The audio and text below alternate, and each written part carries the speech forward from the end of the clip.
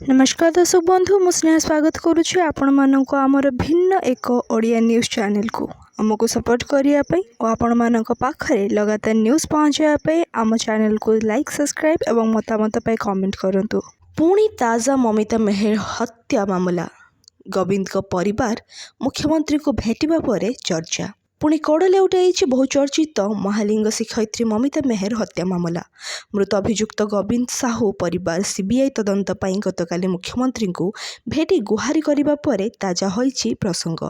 मृता ममिता बाबा माँ भी सीबीआई तदंत को स्वागत करिसेंती। एपटे पूर्वतन गृह राष्ट्र मंत्री गोविंद झील सीधा सीधा काठगोड़ा को टाणिबा परे तेजिछि पॉलिटिकल बयानबाजी।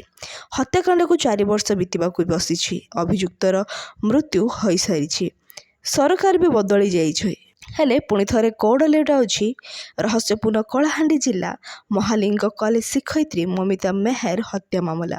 गतकाली मुख्यमंत्री को भेटी मृत अभियुक्त गोविंद साहू परिवार मामलार सीबीआई तदंत दाबी करिछि। गोविंद को झील सीधा तत्कालीन गृह राष्ट्रमंत्री दिव्यांश कौर मिश्र को काठगोड़ा को टाणी ममिता को जी मारी से मो बापा को मारी। एणे गणमाध्यम गोविंद झील बयान शुणा परठू मृत ममिता बापा माँ मनरे भी उज्जीवित होइछि न्याय आशा। लुह छल छल आखिरे कहिसेंती अली अली झील को झुरी झुरी आज से हृदरोगी। गत सरकार अमल रे आमे भी सीबीआई तदंत पाई गुहारी करिथिलु हेले केही शुणी नथिले। जदि सीबीआई असल हत्याकारी को धरे तेबे आम झील को निश्चय न्याय मिलिबो।